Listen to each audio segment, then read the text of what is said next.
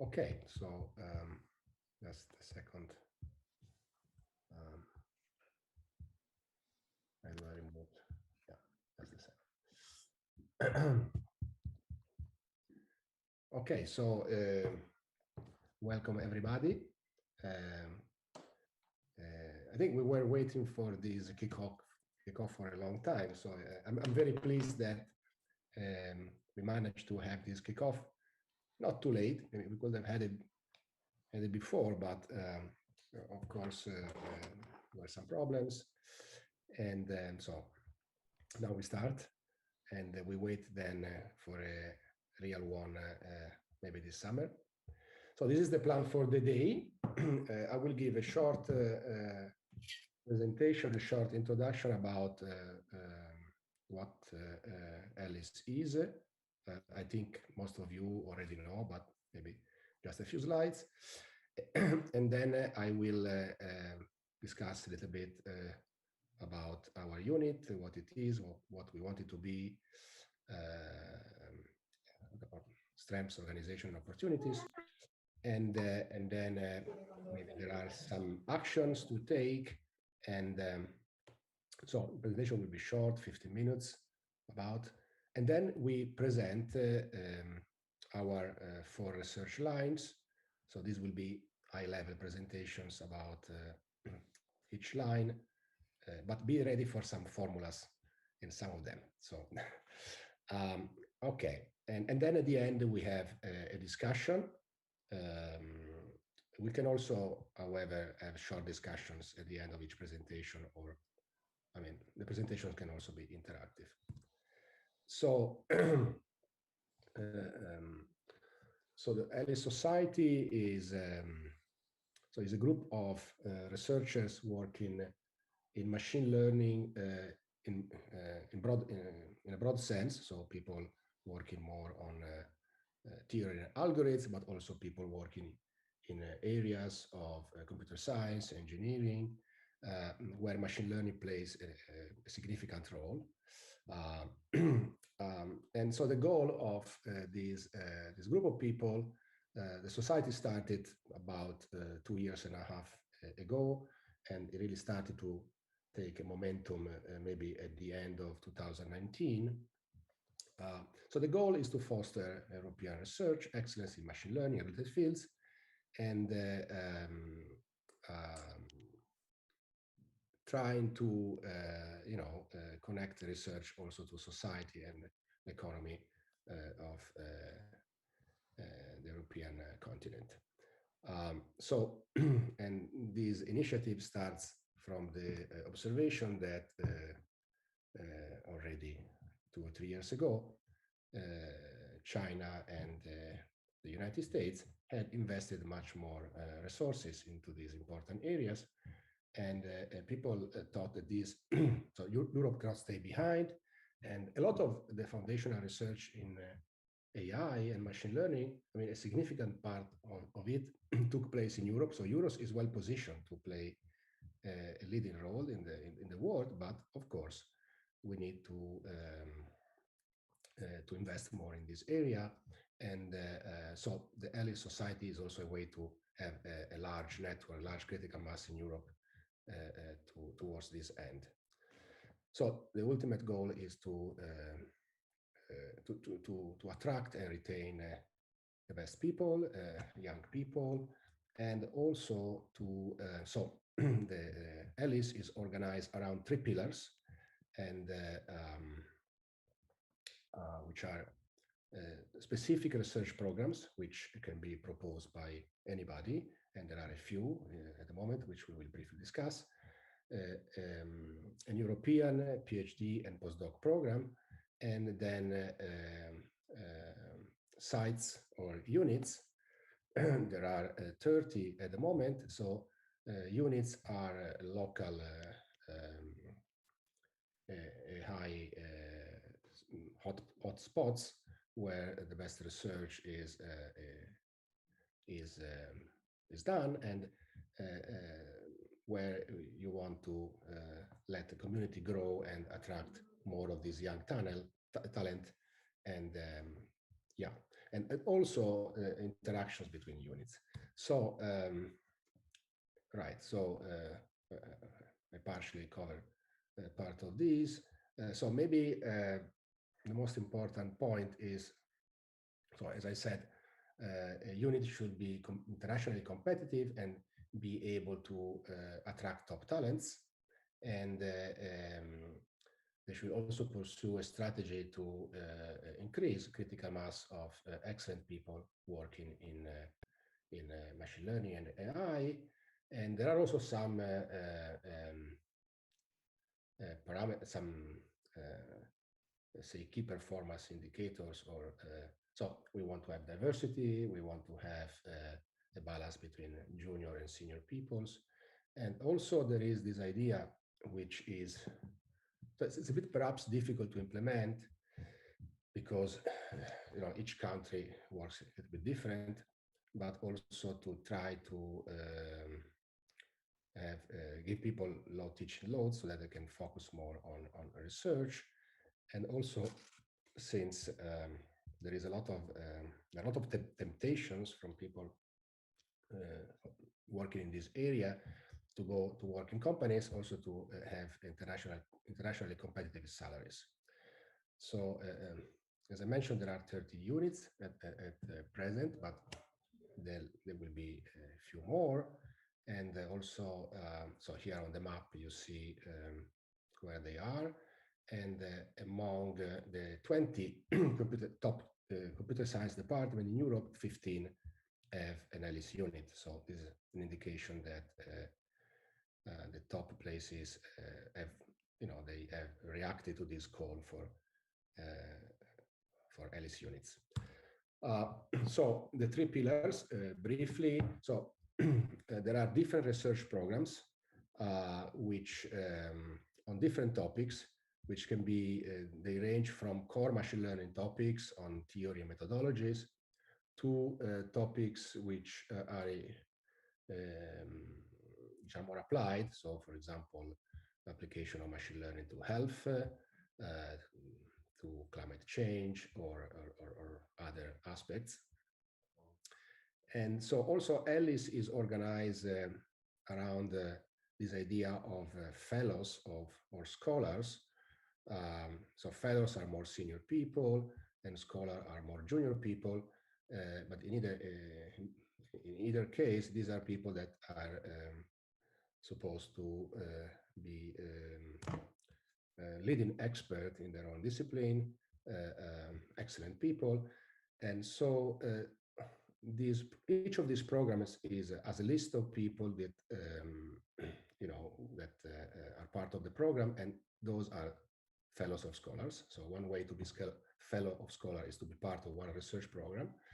Each program has three directors, which have proposed the program, and so the purpose of each program is to meet on a regular basis, have workshops once or more times a year, and try together to tackle the program of the program that being studied. So here you see the current programs. There are a few more that have recently been proposed. So I think 2 or 3 more. There are 2 annual calls for new programs, right? The other pillar is the PhD program, also the postdoc program. The first deadline was last December. And so the idea here is to have a centralized system where people can apply indicating a list of maybe 5 or maybe more, 5 to 10 possible supervisors that they want to, they would like to do the PhD with. And then the applications are they are reviewed by a panel, and then there is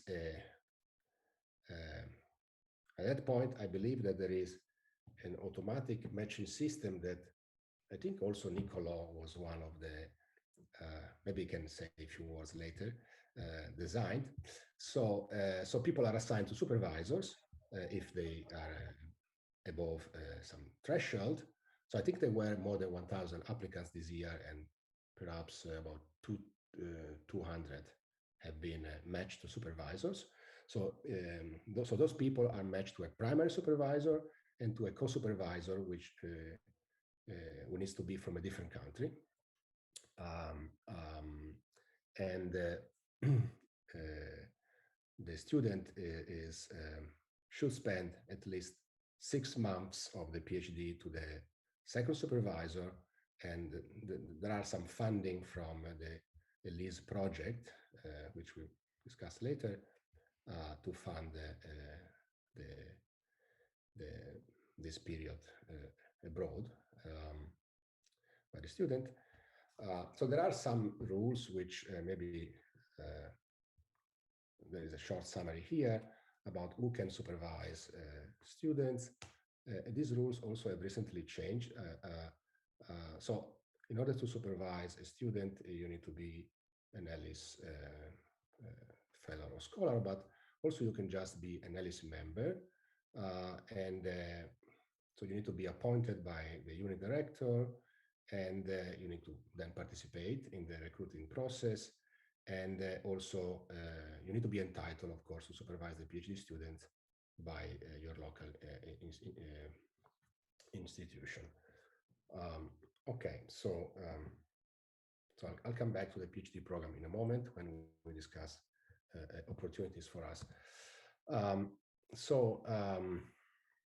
Right, so okay, so let's start briefly introducing the unit. So right now, the unit is formed by 13 core people from the University of Genoa and from the Italian Institute of Technology. So our our goal is to bind together theoretical and experimental work in machine learning. So enabling synergies between mainstream machine learning research and other areas of science and engineering where machine learning plays an important role. But of course, these are distinct areas like robotics, computational neuroscience, or these days called natural intelligence.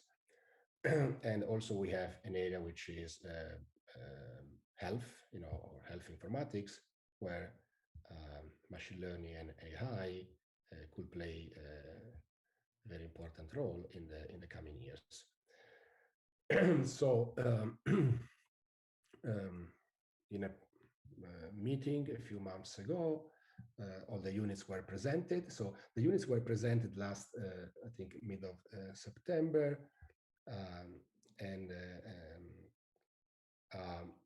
Our unit is among the, we also have a good ratio of male, good gender balance.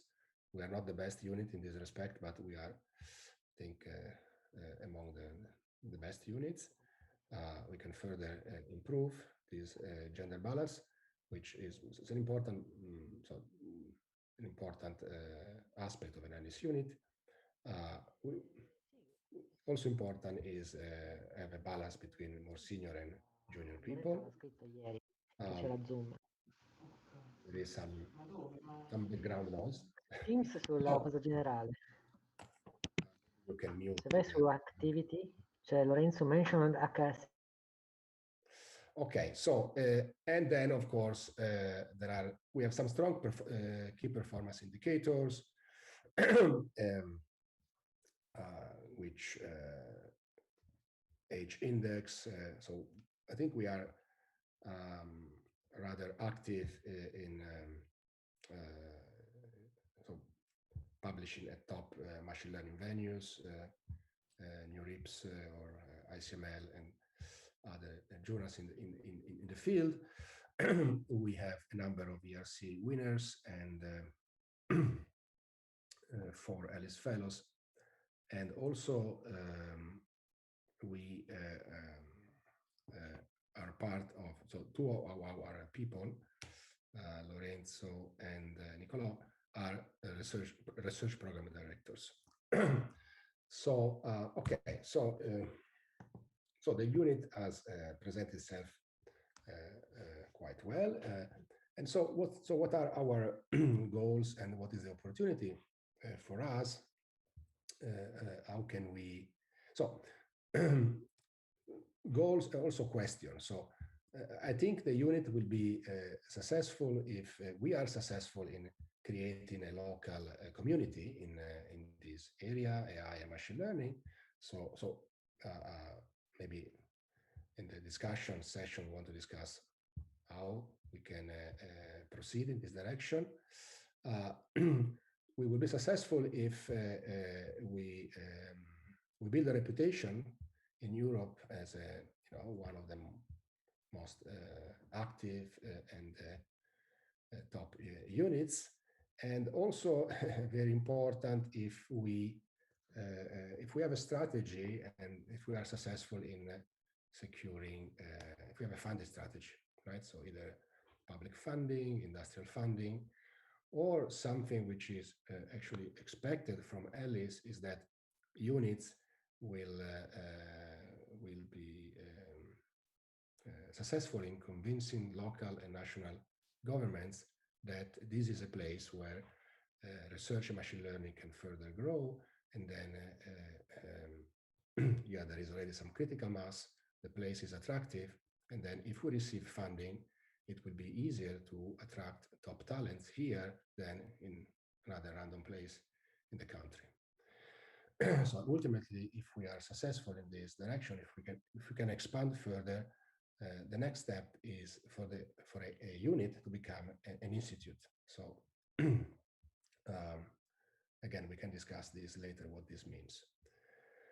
So in more concretely, and what we are already doing, so how we can meet these objectives is to be active in research, and so to show that we participate and organize research workshops, summer schools, perhaps together with other Ellis units.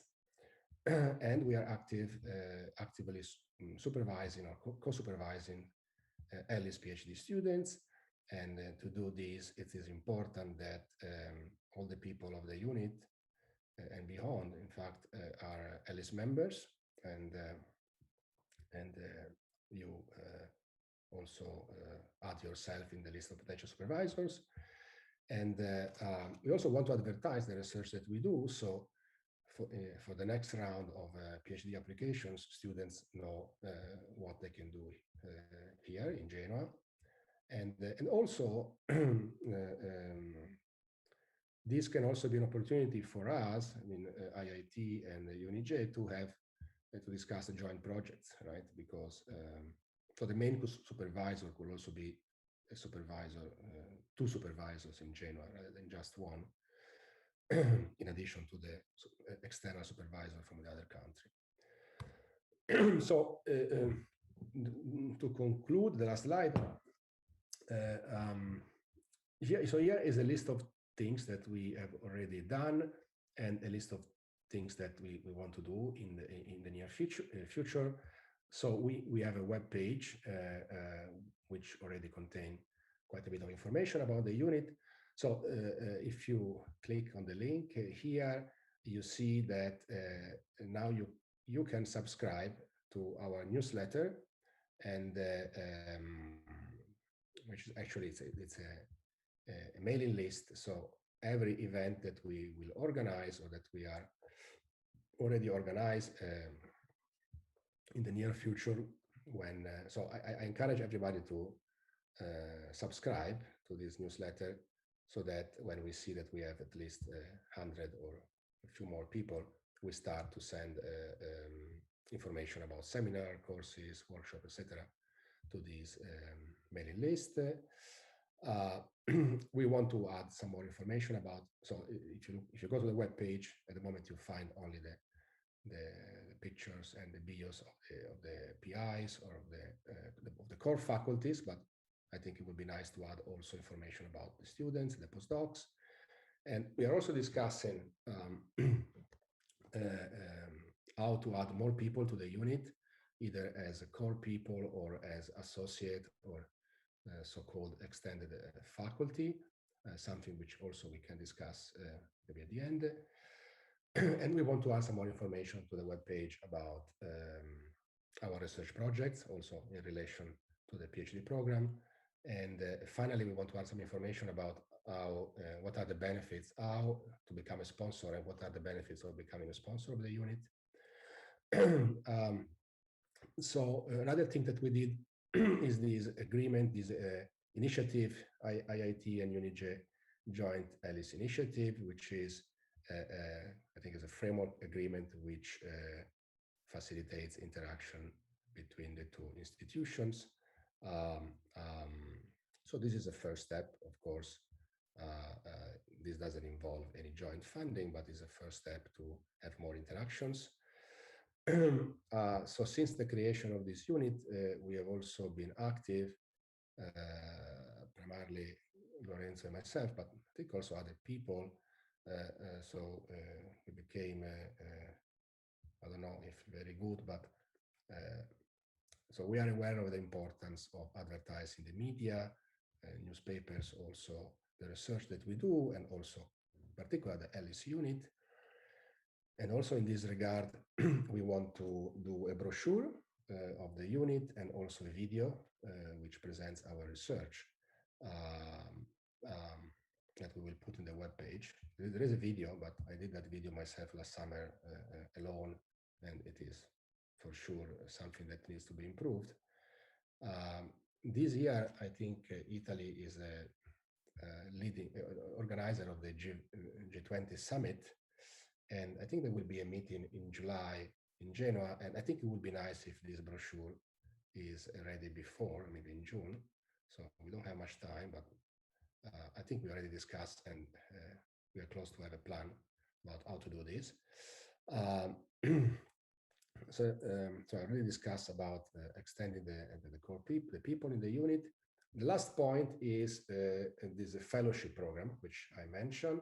So a way to add to make the unit more prestigious, so to speak, is to have a larger number of fellows or scholars.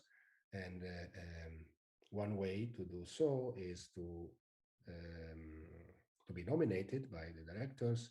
And so we have nominated people last fall, and we are in the process of, so we should know soon. The review process took some time because the Ellis is a bit overwhelmed by the task of, it is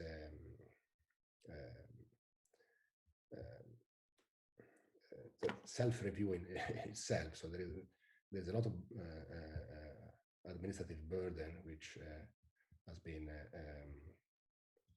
pointed out. Actually, yesterday there was a meeting, but so we should know soon about which people have been selected as fellows. But so as I mentioned, another way to increase the number of fellows is to propose new research programs. So something that we also want to discuss in the future. So I stop here. So maybe if you have some questions, or maybe I went a bit over time, in fact. So maybe we can discuss. We can move to the next presentation. But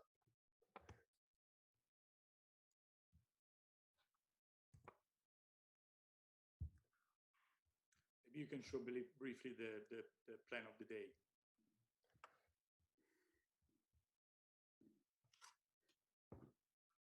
So, yeah. Okay. All right, so I'll try to go then. So there is me, and then there's going to be robotics, health, and natural intelligence. And then hopefully we'll have still energy for some discussion. So I'll try to steal the slides. Can you see?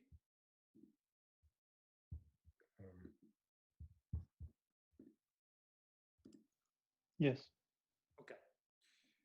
All right. So the plan of this presentation is not to give out a lot of details, but just to let you navigate a bit what we do and what we would like to do in machine learning.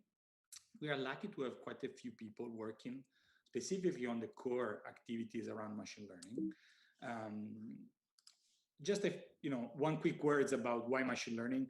I think the main observation is that machine learning is becoming a tool that is useful in fields that go from classic artificial intelligence, perception, sensing, and so on, to data science of all kinds, from high energy physics to health, to the analogy of markets and so on. Here is a fun fact that I stole from an interview a couple of years ago of the fact that there are these tiny microprocessors that you can eventually put in, like, it could be part of your house, of your phone, of your mobile phone. And there are more than 50 billion microcontrollers that are sold in 2019, and this could host small intelligent devices. So there is a huge opportunity to build intelligent systems that can, populate our life. And there is a lot of opportunity because of the availability of data. And indeed, the availability of data and computational resources is probably one of the main reasons why we see a revolution in the way we tackle problems. And somewhat our, I guess, biased point of view, but not too much, is that Lorenzo? You cannot see your screen, your slides. I mean, we see only the first slide. Oh, that's annoying. Maybe. Okay, let me do it again. Okay, stop. Okay, let me redo it. Okay, one.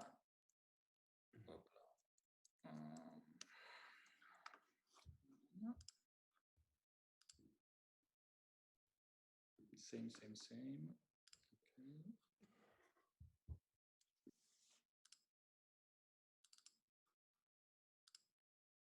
Do you see it full screen now? Yes. And if I go back and forth, do you see it moving or you see just one? No, it's not moving. Not moving.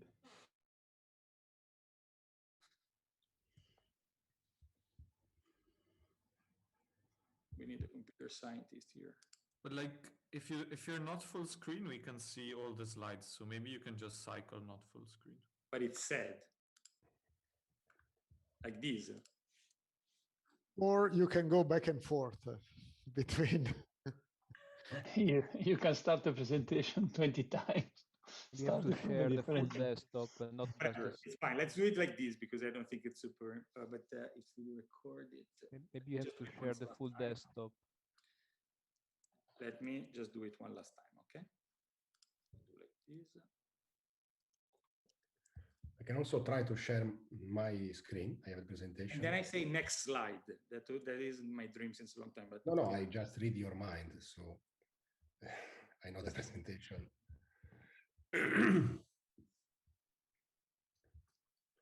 Yeah, whatever. Let's just do it like this, okay? It's easier. Is that a Mac? No, it's me. It's the human one. Oh, no, whatever. Okay, let's do it like this, okay? So, nothing. So I guess you missed out on these beautiful pictures about the machine learning invading the world and how you can mix data and computers. And just jumping in, what we mean by machine learning, roughly speaking, this is a cartoon, is the idea that you use current data to somewhat make predictions for future data. Okay, this is the simplest case of learning a function, which is basic, but yet one of the main workhorses in machine learning. So jumping straight in, what are the main topics we work on? I guess one big amount of work that is developed around the Ellis Genoa activity is what we call foundations, in the sense of core theory, fundamental question about the nature of machine learning, the limits and the potential of machine learning activity. And then here I sorted out three main directions, which are, of course, are not exclusive, but are somewhat an attempt to cluster some activity. We want machine learning to be adaptive. You'll see in a second what I mean. It's somewhat the broadest of the topic. We want machine learning to be ethical and sustainable. So let me first describe a bit what we mean by foundations. when you start to work on machine learning, not only from a practical point of view, you typically have to assume a model for your data. Here I consider the statistical point of view, which is not the only one, where data are assumed to be created by a source, so that you can somewhat formalize the idea that there are data today, a training set that is generated by a source, a distribution, and your real goal would be to make good prediction in the future, what you might call a test error. Theory here enters in a bunch of different ways. On the one hand, you want to somewhat be sure that what you do in practice on finite data will be close to what you do when you have to make prediction in the future. And this typically entails a statistical analysis with probabilistic tools and tools from information theory that allows you to somewhat quantify the quality of your prediction. And typically this depends on how big and how complex are your models.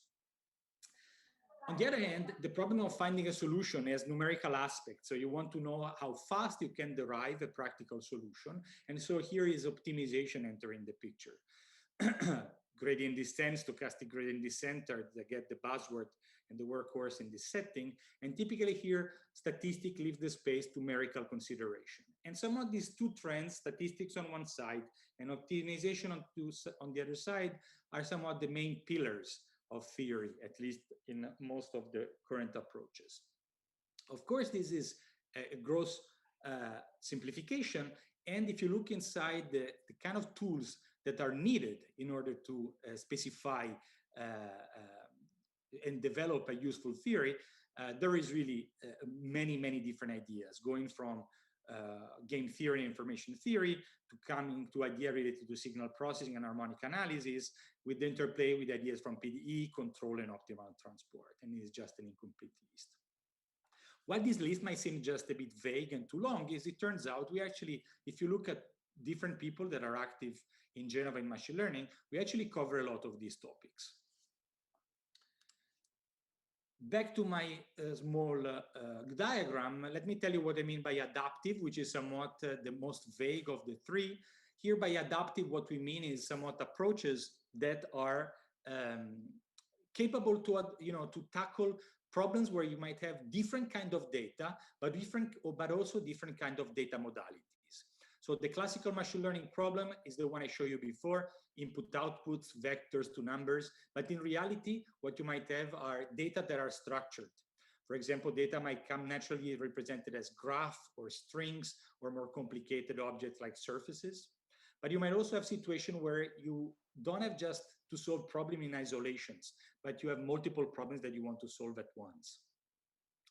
On the other hand, the classical machine learning paradigm is the one where you have a set of labels, this is fixed, but it's more and more interesting to look at more also biologically plausible, if you wish, mechanism, where around a set of labels, you obtain a lot of unsupervised information that you can use to make predictions. And the learning doesn't happen in a passive way. There is an interaction between the agent and the environment that create a complex dynamics of the learning process. Here, I just give you a couple of examples. Meta-learning is a very interesting paradigm. Massey has been very active in this. The basic idea here is this idea there is a continuum of learning tasks that appears, and as you learn how to solve a task, this informs the way you should learn future tasks. So in some sense here, you have two levels of learning, the learning at the level of a single task, and then a meta level, the one you want to learn across different tasks. Of course, this creates a bunch of different challenges, both from a statistical and optimization point of view, with, as you can imagine, a lot of different opportunities from a practical perspective. Multitask learning and graph learning add another couple of examples of structured data. Multitask typically refers to the situation where you have to solve, you have once have access to multiple problems that are related, and you want to solve them at once so that you can leverage what you know about the problem to solve another problem. I guess recommendation systems are a classical example where you want to know the knowledge of an overzealous guy that click like all the time to somewhat also make good recommendation to the lazy guy. The case of graphs is, again, here it enters in many different ways. The input data might be graphs. The input data might be nodes of a graph. There are many situations, especially where networks like social networks influence networks and so on are dealt with, where data naturally come as described by a graph. And here graphs create both an opportunity and a challenge, because we're outside somewhat the usual realms where you represent data as just vectors. Let me skip this.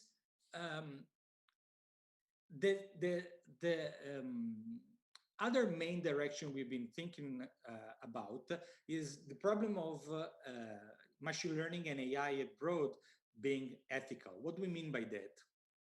Oh, this is the awesome video of, I cannot show it to you because you don't see it, of poor Chinese kids that are being monitored, I guess with the best intention. But the idea here is that you can monitor, for example, pupils, what they do, what they learn, and try to decide how much they're engaged, and try to evaluate how well they're performing. And of course, this is potentially interesting, but it's somewhat scary, because you need a system that, you have a system that starts to decide if a kid is somewhat doing well or not. You better be sure that the system is transparent and take decisions that are sure of the final outcome. And this is the kind of situation where the machine learning starts to enter the realms when you want to be sure of the implications of the way you make decisions. And this is not only, it's not just an isolated case. Surveillance is the other clear case. And the other system, whenever you do profiling of people that can be criminals, profiling of customers or potential customers of a brand, of a bank, profiling of CVs of companies that want to hire people, you have to be extra sure that there are not discrimination made on the basis of things that might not be apparent in your data sets, but turn out to be relevant, such as, for example, gender or race. And when people talk about fairness, typically they talk about a new trend in machine learning, which is trying to somewhat be sure that there are sensitive information that might not be used to make prediction. Again, the classical example is that you have one variable, let's say gender, and you want to be sure that this is not relevant for your final outcome. And so this needs to, this calls for somewhat reformulation, a new framework that is both statistical and computational, that allows to enforce this kind of constraints on the learning problem. With a slight different flavor is the problem of what you might call the explainable AI. Here is, again, think about the example I showed you before. If you go to a bank and all of a sudden they tell you that they don't want to give you a credit card, you need to know why they don't give you a credit card. You cannot just accept a yes or no. So this needs machine learning to be able to somewhat be transparent and explain the way decisions are taken. I like this small cartoon where I think, especially when you start to use machine learning in social or natural sciences, there is a bit of this tendency to think of AI systems as a robot that is going to take decision for you. Whereas I like to emphasize how machine learning these days is more like a new kind of tool to look at the data. Machine learning is the new telescope that allows you a humongous amount of data, but you still need the scientist is the guy looking at the telescope, not the telescope itself. Machine learning as a tool, I guess in terms of explainability, I think concepts like sparsity are the classical example where you try to somewhat explain what are the main building blocks of your problem. But of course, this is not the only case. And for example, right now, there is a big effort in trying to somewhat unveil and unpack what are the main principles behind prediction made by deep learning architectures.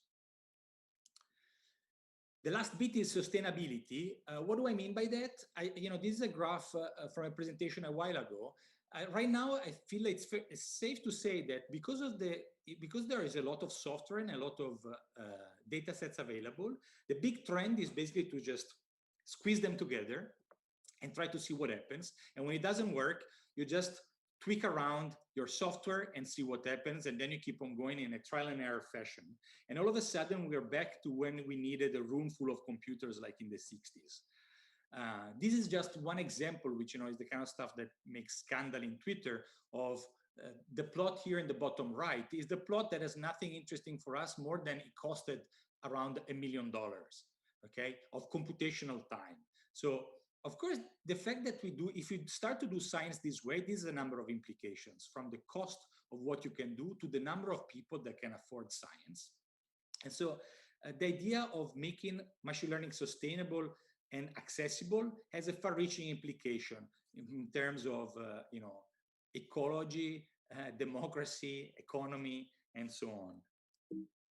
So here, the approach we have in mind is really that try to think more carefully the way we build algorithms. And the idea is that somehow the statistical point of view and the optimization point of view should come together in a way to think about not only abstractly how much data you need to perform a task, but how many computation you need to achieve a given error. Okay, so essentially we would like to work on budgets. We want to know not only what is the best we can do, but the best we can do with the minimal amount of computations. Here is an example that I show just because it's something that I've actually been working already as a collaboration between University of Genova and IIT, is somewhat the idea to build the machine learning engine that are fast, efficient, provably in the sense that we do have theorems, but also that you can actually employ in practical scenario such as humanoid robotics and really see the effect of the improved in efficiency, so that, for example, you can take advantage of what you can do in real time. So I told you that we have these three main directions that are methodological, but if you wish, as Massi already said, the main idea here is also to bridge not only methodology, but with actually potential channel the solution into tools that can be used in applications. And here I somewhat put one among the many applications, computer vision. This is a slide from Alessio. Alessio, if you want to add anything to what I say, just jump in and interrupt me. And this is perhaps just, I think computer vision is a fantastic example of a field that has been so much merged into machine learning that it's hard now to disentangle to some extent. And in computer vision, there are lots of different tasks where many of the topics I told you before are extremely relevant. Scarceness of labels, and so the idea of being able to do self-supervision or jumpstart learning from few examples, but especially the possibility of learning where your data are structured. So for example, we have multiple views or multiple modalities of a same data set. And again, the number of applications here is endless, and also the number of variations. This is just a very small and incomplete list. And I'm sure if you ever look at any application from Alessio, you know the breadth of potential application of machine learning and computer vision. Lastly, and this is my last slide, this is just to launch the other talks. Okay? This is just the pinnacle, but as you see, when we talk about application, it's not just, it's really, we are thinking about an interplay between the methods and the needs that comes out from specific fields, okay? And so here, looking around when we put together the units, we thought that these were not the only ones, but perhaps the three directions where we are really somewhat strong and we already invested a lot of energies with results. And so health, natural intelligence, which again is this name where we somewhat collect both the neuroscience and cognitive aspects of learning and intelligence, and lastly, robotics. Okay, so I went a bit, I rushed a bit, but I hope that I give you, the idea is just to give you an idea of some of the keywords around which we are active. I'll stop here, and I'm happy to take any questions.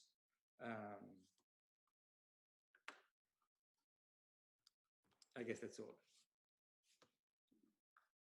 And Massi and Alessio, feel free to add anything to whatever I mistreated in your slides.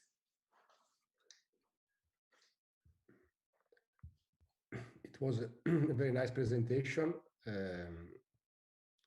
Well, the only thing that I want to add is that, so these are a lot of topics, and this is just a high-level presentation, and another time we can have more focused presentations. yeah, so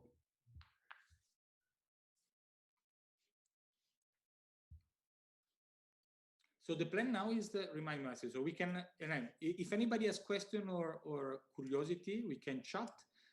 And the plan is then to have a small break and then start with the rest, with the yeah, we can have a 10 minutes break, but we are a little bit early, so we have time for a few questions. Saverio, questions? Don't be shy. Vladimir? I heard you come in couples. Luigi? Not always. No, but jokes apart, this is meant to be Maybe- interactive. So if you have any Yeah. comment or question, Lorenzo, yes. just to start a bit of discussion. In your experience, given that we had collaborations already, but sometimes collaborating between groups that do different things is complicated. Can you have maybe one thought on what worked best in our collaboration that can be recycled as an advice for the other groups that want to collaborate? Yeah, I think this is I think one of the main point, and it's also one of the main point we want to discuss. I think it's really one of the main goal. I mean, Masi had a very long list, but I think we will try to summarize at the end. I think building connections between different groups at IIT, at UNIJ, and anything in between is one of the main goal. I think in our experience, I think one point is to really consider joint projects and try to allocate resources. I think right now, the unit is lucky enough that we do have enough resources to think of these kind of operations. So I do think that we can really leverage Ellis to get good candidates for joint position that are specifically say to do natural intelligence and machine learning, for example, okay? So open up to this opportunity. We can really exploit vicinity. As you know, I think one of the things that work between us is, for example, PhD students could spend half of the time in one group, half of the time in the other. So I think, sharing sharing resources, also paying half, it's certainly as banal as it is one of the main successes. I think also it's good to be ready to somewhat have to, lower your expectation in terms of what you can do in your own field. If I work in robotics, I want to contribute in robotics. If the robotics works in machine learning, has to be interested in computing machine learning. There will be an adjustment time where maybe you don't get the same amazing things you would get if you only work in your field, but you still can contribute. Maybe, you learn, you're somewhat of support in another field. So I think that's also another thing to keep in mind. But perhaps the shared resources to me is the main one, and we can really do it. And I think Ellis could be really useful for that, because the experience is that we can really all of a sudden have access to students that maybe wouldn't know we existed before, especially thinking about PhD students, say from Germany or Sweden. How would they learn about, it's easier for postdocs, but PhD students, it's not so easy to reach an undergraduate student in Sweden. So Ellis could be really good for that. If I may add one point about this. Your question from Lorenzo Natale. So I think we can be collaborative across IIT and UNIJ, but also there is an opportunity to be collaborative across the whole network. So one does not exclude the other, right? Now locally, I don't think, strictly speaking, we need to share resources, in the sense that could be one student which is funded from IIT, which spends some time at UNIJ, and vice versa. So we don't need to share resources for each individual student. So that's one comment. The other comment I had is that concerning Lorenzo Natale's question, it would be interesting to hear the opinion and the feedback from the students, because usually students have very good ideas. So how can we be collaborative? And the last point is that it is always fascinating, to talk to people from different disciplines, and so then something unexpected happens. So this is my experience with research, as you know. So here we listed a lot of interesting topics, I think they are very important topics, but sometimes we meet and there is another idea which is really, something that we really enjoy. And so research is unexpected, and the beauty of research. So here we try to tell you what we do, and but I think so there can be many other possibilities. So yeah, but also after this meeting, if students, postdocs have feedback about any of the questions, in particular the idea of how we can collaborate, I think that is very much welcome.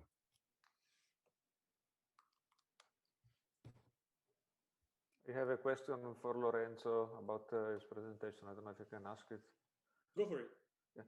So, I mean, it was very interesting. And one thing that one of the many things I really liked is what you described about trying to put constraints about cost, budget, or computational cost into the calculations, into the algorithm.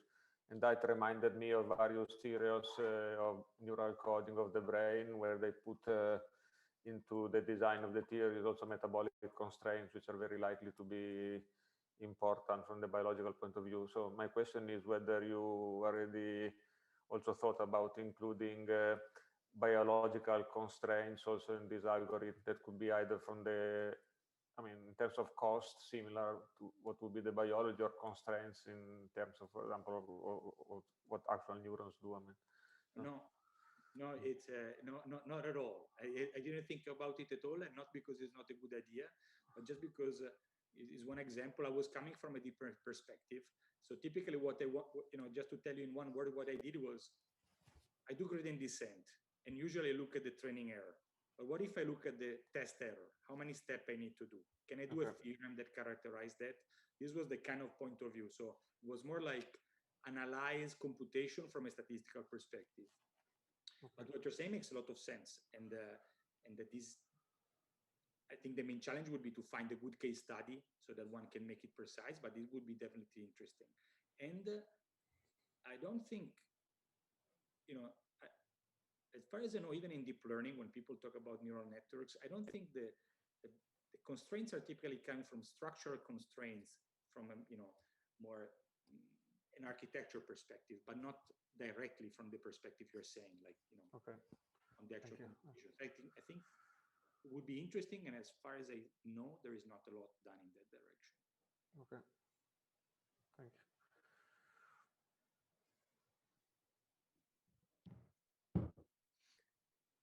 So maybe we can now stop for 10 minutes.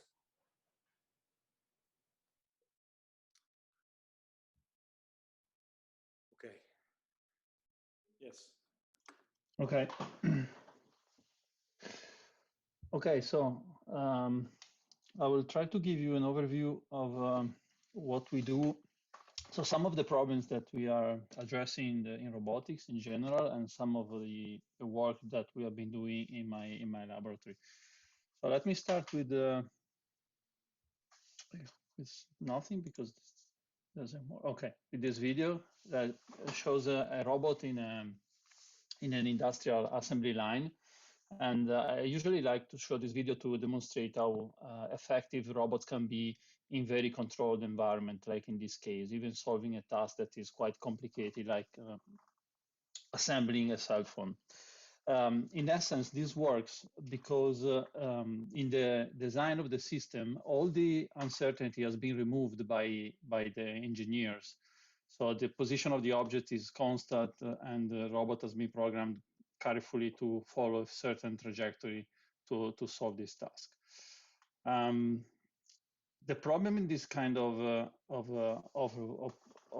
application is that robots are very, very inefficient when they have to adapt to unpredicted situations, like anything that is dynamical that wasn't present at the design time becomes a problem for the robots. And these robots, in fact, are very costly to adapt to new situations, to new settings, and also they are very dangerous, and they operate separated from humans. In addition, there are a lot of tasks that are way beyond the capabilities of modern robots. Like, for example, tasks that are difficult to program as a series of subtasks, fixing positioning cables, draining screws in positions that are difficult to reach, and so on and so forth. So a lot of research in robotics is basically trying to address this task, this problem, and make robots that can effectively operate in what we call unstructured environment and in close interaction with humans. So this is a picture of all the robotics in IIT. We are 14 laboratories that work on different topics, from surgical robotics, rehabilitation, collaborative robotics, service robots, search and rescue, monitoring, and agricultural robotics, in topics that range from perception, control, and human-robot interaction. So deep learning has clearly improved the capabilities of robots, and is basically dominating all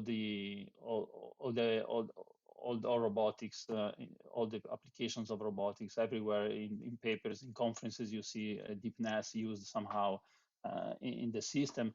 And well, clearly this works well because of data, computing power. But these two are also the main limitations, the main problems in robotics. How this problem is addressed? I will show a couple of examples. So the first is a work that was done some years ago at Google. That was probably one of the first to employ deep learning in manipulation. And basically, the idea here was to solve the data acquisition problem using a battery of parallel robots that have been executing a grasping task for several hours. And then, thanks to the fact that these robots were all exactly the same and they were in parallel acquiring data, they managed to acquire a lot of training data and train a deep neural network to control the robot to pick objects autonomously using vision. Another example is the more recent work by OpenAI, where they actually use a simulated environment and they train a dexterous manipulation task, a robot to solve a dexterous manipulation task, like playing with a cube in the hand. And here the problem is much more complex because of all the degrees of freedom that are involved in the task. And then it managed to transfer these, the result of the learning into a real robot using domain randomization.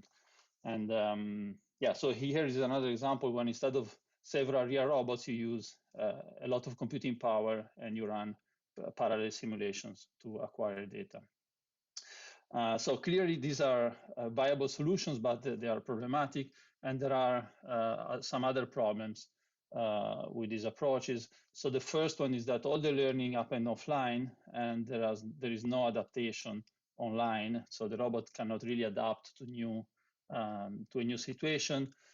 Then the other problem is where to get supervision. If you have a lot of data, you need to somehow label it to solve, for example, a perception task, where you get computation, and then also points that have been raised by Lorenzo before, reliability and explainability of the systems.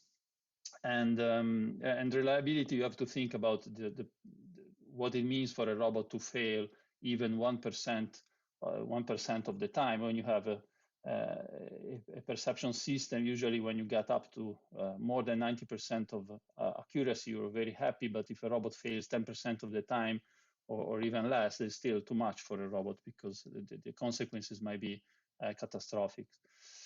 So there are also, well, some solutions that are typically adopted. I mentioned already simulation, graphing engines, databases. You can use online databases from the internet, but there are also some opportunities that are typical of robots. One is active perception, the possibility to interact with the environment to solve the perception task. to the possibility to exploit the structure in the data, for example, time coherence or space coherent in perception, and multimodality, so richness of the sensory system.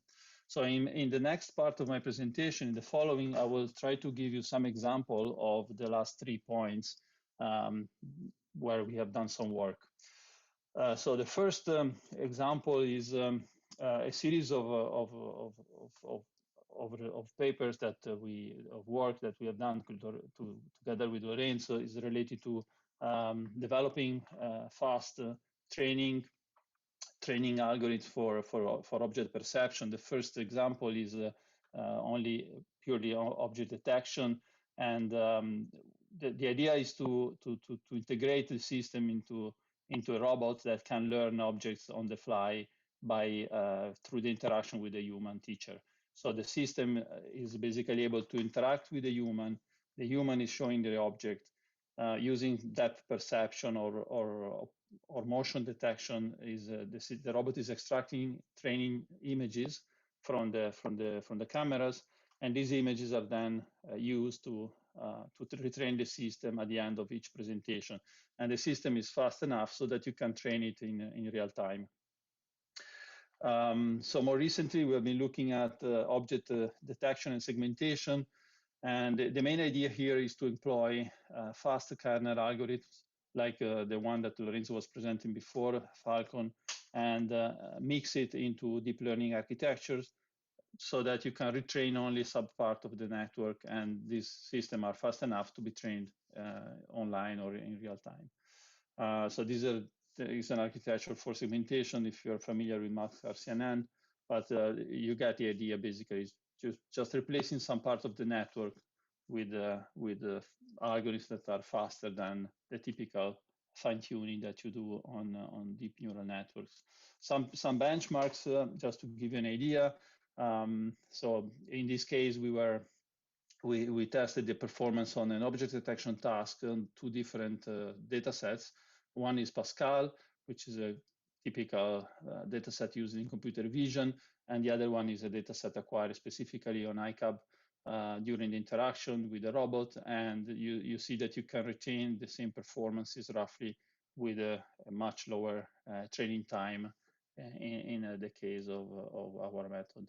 And this is a more recent result on segmentation. Again, there is a similar trend, same performance of a fine-tuning, but with the lower training time for our approach.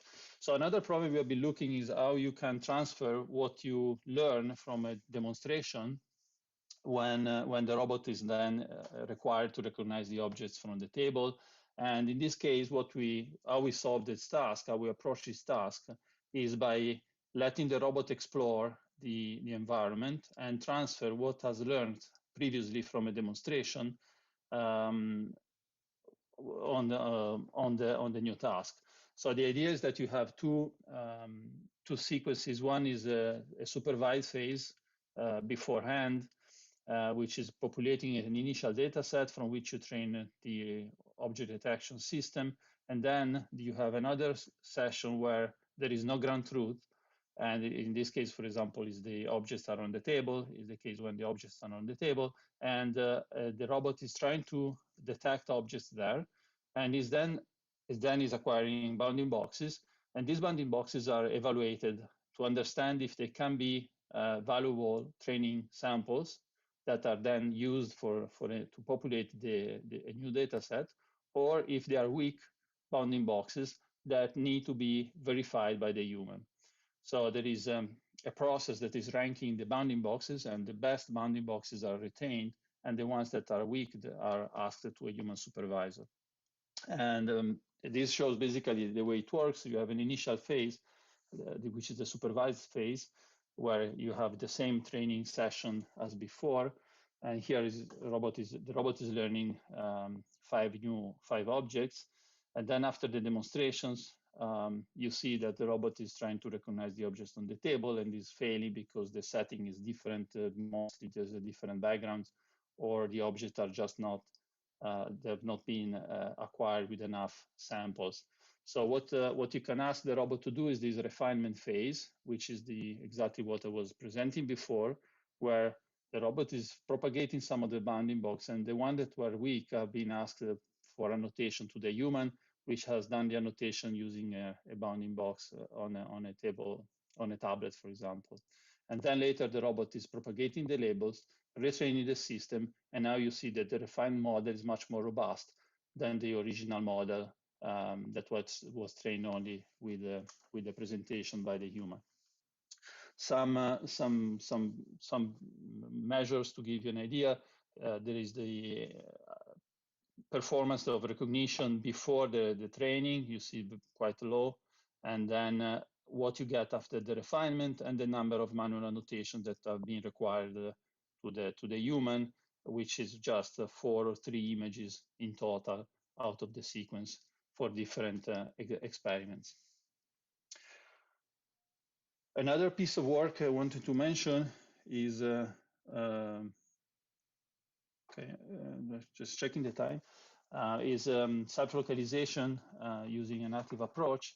In this case, the robot, the task is to localize the robot in the room, and basically the robot can not only move, but can also perceive the environment and has to decide which perception action is more is better for localization purposes, given a certain idea on its position. So it starts with a certain hypothesis on where he thinks he is in the map, and then based on that hypothesis is planning what action to perform, also in terms of sensing, and then is based on the result is reducing the uncertainty on the localization. So you see the robot now has a certain uncertainty on the map, which is on the right, and then by checking what he can see based on an expectation is reducing the uncertainty and is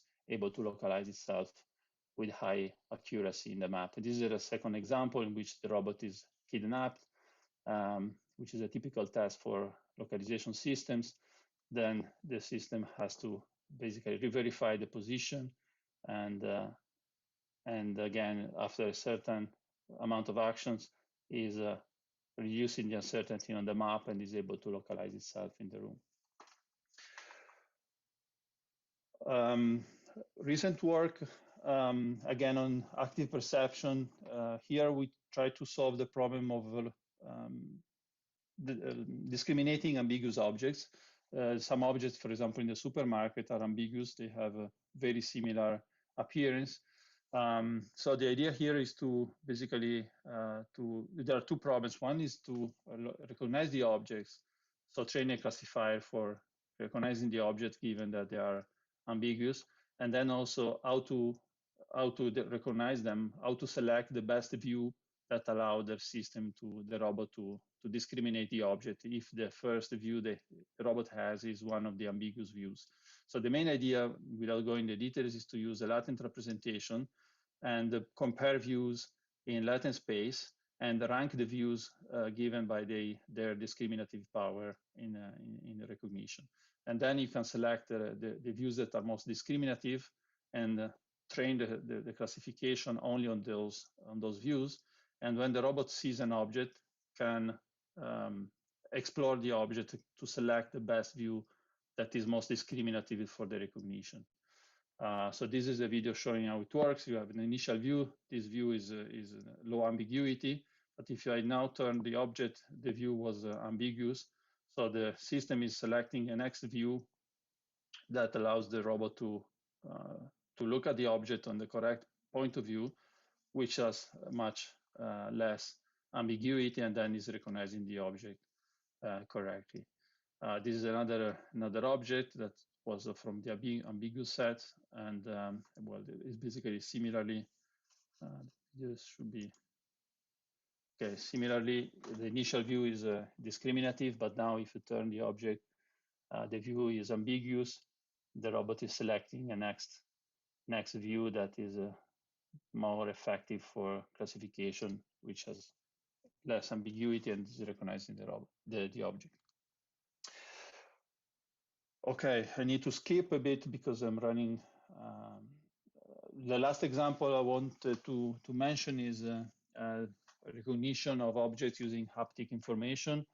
And I want to stress a couple of things here is not only the fact that you in a robot you can use information like tactile feedback or position of the fingers during the interaction with an object to recognize the object, but also that in this work in particular we were using a specific explorative strategy to control the fingers on the object, and because the strategy is in closed loop, this allowed to extract information that was much less noisy and that was more effective for training a classifier and to categorize the object. So here is the example of the system.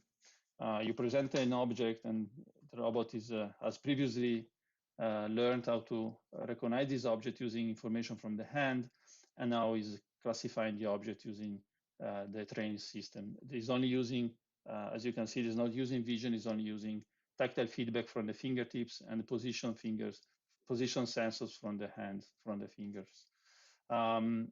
So basically, what I was saying before is that because the interaction is not random, is controlled, and in practice, in fact, you see here representing the control strategy. There is an initial point in A on the left, where the hand is touching the object. The controller is repositioning the object deterministically, and then using feedback from the fingertip is squeezing the object a bit, applying a certain pressure, and moving the other fingers in D to wrap the objects in the hand. So these are not, as I was saying before, random behaviors. They are controlled with feedback, so they are quite deterministic. And the information extracted during the exploration can be used for training a classifier. And in the plot, you see comparison between these strategies using different sensors, only the initial position of the fingers, also the position of the fingers during the exploration, and at the end, all the information extracted together. But the main point is that if you compare with the same strategy, sorry, with the same data without the control strategy, only controlling the fingers without feedback, you see that the performance are much lower, which means that the information that the robot is able to extract is much more noisy in the second case, and the problem becomes much easier because you have the control and you get much higher recognition rate. Couple of collaborations already ongoing. Last slide, we are collaborating with Agnieszka on implementing social cues for controlling the robot attention in joint tasks, and with Alessio Del Bue on transferring allocentric and egocentric vision between information from cameras in a sensorized environment and the cameras on board the robot, an R1 in Erzelli. And yeah, so this is a collaboration that was just started a couple of months ago. So acknowledgement of all the group, all the people in my group, and thank you very much for your attention.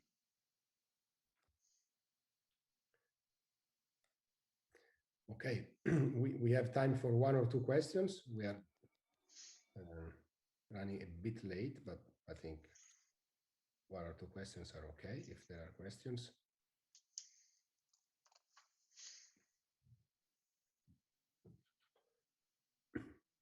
So I have a very quick one. So when we first met almost 6 years ago, I forgot, you mentioned already at that time this idea of self-supervised learning. Is that right? Mm-hmm. So, because now there is a lot of discussion, also at the last new RIPS conference and computer vision conferences about this self-supervision. So yeah, so it's just a comment that this is becoming a very big topic. Yeah, I'll be interested to collaborate on that.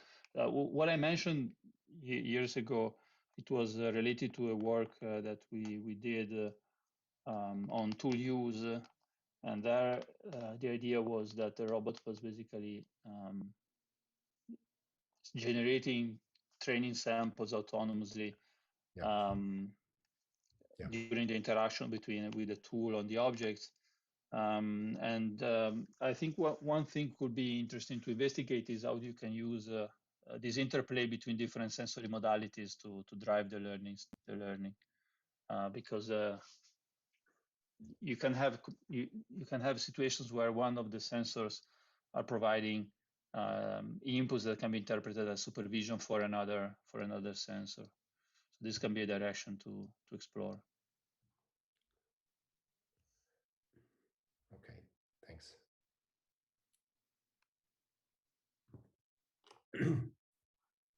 So maybe if there are no questions, we can then Alessandro Verri we could move to machine learning for health.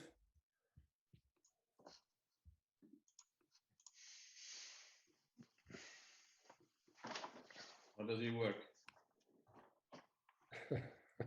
Oh my goodness. Is that okay? Can everybody see the screen? You've pressed the same, you noticed. I don't know. I got the impression that the pillars of Ellis Genoa are keen to flat shirt, but that's okay. I mean, we'll see in the future. Okay, so I seem to have the same problem. I could solve it sharing the whole screen rather than. How about that? Fine. Fine? Yes. Yeah. Okay. So I'm going on a diet, so I picked this way to describe what I'm going to be talking about. So I'll start with a few thoughts. Then I'll say some words about the problems that typically we deal with, and people, generally speaking, I would say, that deal with machine learning for health happen to deal with. And I will close with a couple of brand new projects. So one is not a new project, but anyway, the latest. I start with something that we are being actually, both Lorenzos spoke about it, and the last Lorenzo in particular. So the starting point might seem to be, even here, that the revolution of the deep networks is sort of everywhere. As the first Lorenzo pointed out, in a sense, we have to face, though, the situation in which the solutions we have are mostly in the perceptual world, I would say. Or I think it's undisputable that we could say that in order to provide millions of labeled examples, we need to know the solution to the problem we want to teach a network, for example, to solve. And the second thing, which is of paramount importance, I think, in the perceptual world, is that data are enough. When you see well, you recognize. When you hear well, you understand. When you write meaningful words, you can translate, and so on and so forth. So to some extent, and to a large extent, page 0 of all learning books is sort of is explained in a different way these days, because overfitting appears to be less of a problem. And well, in the biomedical world, in the health domain too, there are situations in which this is the case. And I will mention a few. So the one that came up to my mind, like in the radiology field, you have plenty of images, and you can teach a computer to find tumors, presumably, or other things. And likewise, in the self-driving cars, these computers don't fight with their husbands or wives. They don't get drunk. They don't get tired, and so on and so forth. So you have all the nice properties of what you can do once you taught a computer to solve a problem. And there's also anatomopathology, where there are plenty of images, but even in the world of, for example, prescriptions or claims, and in surgery to some extent. But this list, which may be a little longer than that, is way shorter than the list of all the other applications in which we simply don't have the solution to we don't know the answer to the question we asked. So as Lorenzo, the first Lorenzo pointed out, it's like why we are using machine learning as a tool more than as a solver, so to speak. So what are the issues? Well, the issues are always the same. They're so invariably the same that in the meantime people start using different words to mean the same things. And I'm too old to join this, to play this game. So I like transparency, for example, better than, because if we play this game, then we should go back to I think, to statistics, where these things actually are very well known, and people have been working on this for many years, like confounding variables, for example, and so on and so forth. But anyway, the issue of transparency is always there in the biomedical, possibly with the exception of we just mentioned, because if I build in a mass screening a system that finds tumors, I don't have to explain a patient how I found it. It's very good that I find it. So it's a different game we're playing there. But if I have to prescribe a drug which has side effect, I better know why is that I'm suggesting this particular guy to take this particular drug. And at least as a patient, I would like to know. And machine learning won't be enough, let's put it this way, not even whatever network one might have been using. A second thing, which is related to what we said before, is that the background knowledge in the biomedical, in the health domain, it's very relevant. There is no data never or almost never enough. And the third point, which might sound surprising, but in the biomedical domain and in the health domain is very true still today, is that we are very far from the world of big data. And well, for several reasons, I would say one, which is very, very important and won't change, will never change, is that most diseases are rare. So, I'm not saying that most of the people get a rare disease, but if you combine all the rare diseases together, you will find that this sort of affect a large percentage of the population. And another point, which is related to the fact that we do have bias error in biomedical and the health domain, is that the information is diluted, it is hidden in tons of noise. If you think about genomics data or omics data, generally speaking, the signal is presumably very, very, very, there is very little signal in a sea of noise. And last but not least, I would say, we're not talking about physics, for example. We're not talking about a situation in which you have a law and all the, I don't know, all the electrons follow the same trajectory under the same condition. Here, we don't have two, so people are never the same, cells are never the same, samples are never the same, genomes are never the same. So it's time to you know, and I say, what I mean by going proudly into shallowness is that I don't think it's over the age in which you want to find a new algorithm to address one of these problems and not necessarily teaching a network to solve it. So the common traits in all the things we do and that people, I guess, all over the place do, is that the data these days are high dimensional, which is nice and good. As Lorenzo mentioned, we would like to have machine learning capable of dealing with being able to adapt to different kinds of data. Well, in biomedical, you get everything. You get numerical, you get semi-quantitative, you get categorical. We are obsessed by reproducibility because we better be. So a large chunk of all the discoveries and all the claims that have been made in the last 20 years are not reproducible. So often people say that the only real thing that people have these days about are the data, not the analysis they made. This is perhaps too strong a statement, but there is some truth in it. And well, that's more a personal view. I like to use a technique that I know what it does and why, because it gives me more confidence about what the things I'm saying.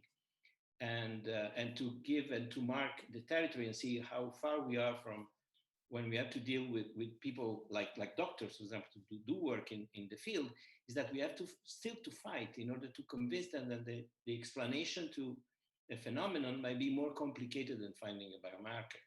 because maybe it's a multivariate explanation, and then you need a more complex explanation for a phenomenon which is undoubtedly, and they know it, is complex. And finally, my take on this, and that's, I guess, is true for all the possible application domain I can think of, but definitely true in health, is that it's never a good idea to try to find a problem to which to apply the new algorithm I have. It is costly, but it's much more effective to go the other way around. And the interesting thing about going the other way around, I think, is that one might invest time, and like we have been doing for many years now, in developing new algorithms that presume sometimes, hopefully, even leading to new math, starting from the application needs. That's very important. So starting with application needs means you have to talk to the doctor, understand what the problem is, understand what their needs are, and try to see whether we can do something good using, of course, machine learning, but possibly not only the machine learning we've been using up to now. And so this, I view this as could be the legacy for in the future, like it could lead to new machine learning, brand new machine learning algorithm. Let me say a few words and then I close. One is about a project which I cannot say is a new project, but since it didn't start yet, I can sell it as new. It's a while, and I also should include in the list of people that are helping me out in this also Michele Piana. We have been working for a while with the Regione Liguria, trying to convince them of the need of organizing data and collect, organize, so mostly organize and manage data in a different way, in such a way that make it possible to do prediction, personalized medicine, precision medicine, but even try to involve the population on the health issues, and try to work on the way people should behave and what they can do to live a healthy life. And so we're very close these days to find a sort of a comprehensive project that will allow us at the same time to collect, organize, and manage data, but especially dealing with all the various issues you might imagine, like going from privacy to protection, ethical, legal, technological. Unfortunately, the workflow, because this will will have to force the various hospitals to change a little bit the way they organize their work. So it's going to be a lot of work, but presumably it will allow us in the next future to avoid having silos. So trying to get the data in such a way that you can really try to run some interesting machine learning on that, and not necessarily sort of like we do at the moment, find a problem, get the data, develop an algorithm, run it, and draw a conclusion. Like it would be possible to do something in more open loop, so to speak. Last, so that's the first project that is going to be, at least on our side, sort of with a foot inside Ellis, is a project funded by the Regione Liguria, in which we're going to deal with the diagnosis, the assessment, the management of sarcopenia. What I like about this project could be somewhere in between, because we're going to have ultrasound, so difficult images, but at the same time, being images, we're going to go deep into the analysis through networks. And at the same time, there will be a sort of a finer analysis combining data from clinical data with data coming from radiologists, from ultrasound, because for the diagnose sarcopenia and assess the progression of the disease and possibly managing it in a new way. Again, we're not talking about big data, nothing else, because it's a Ligurian project, so we're talking about a few hundreds patients, but we are aging, which means that the number of patients in this respect, unfortunately, is growing. Thank you very much.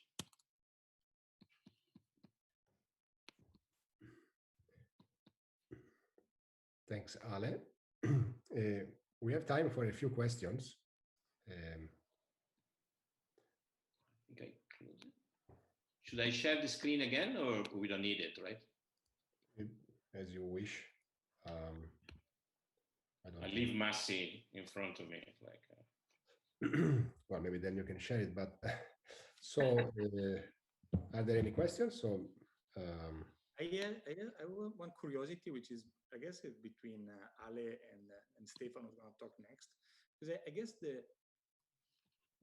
I wonder, there seems to be a bit of a trend, because I think in case of the application in robotics, you can stuff 15 robots in a room and acquire data, but I don't know if this is the kind of scale and resources, for example, at which robotic has been done at IIT, for example, and not because of lack of resources, but because of interest into brute forcing the solution that way.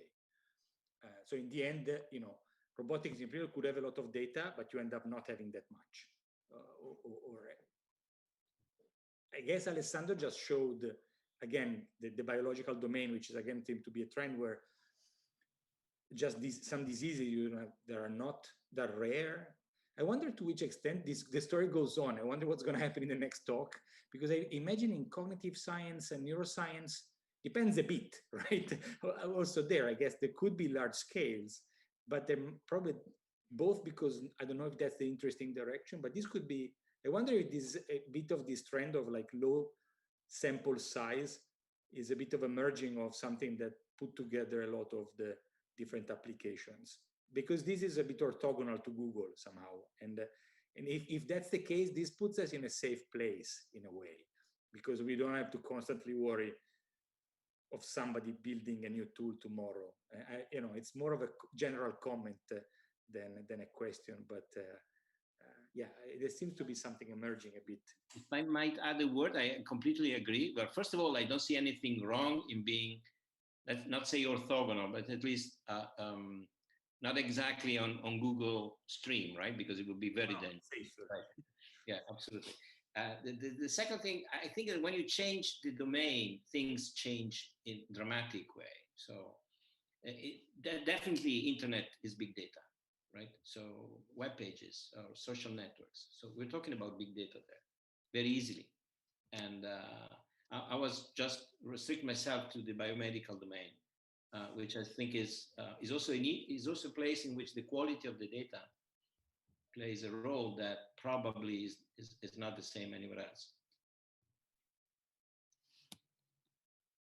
I mean, in animal neuroscience, I think this is a big problem, and it's very difficult to get many samples from different subjects because of course ethical constraints, not only the cost, but also you need a lot of data within the same brain in order to understand the function of that brain. And you cannot sample that many cells, and you cannot repeat the experiment many times, because then the animal gets tired or you lose the signals.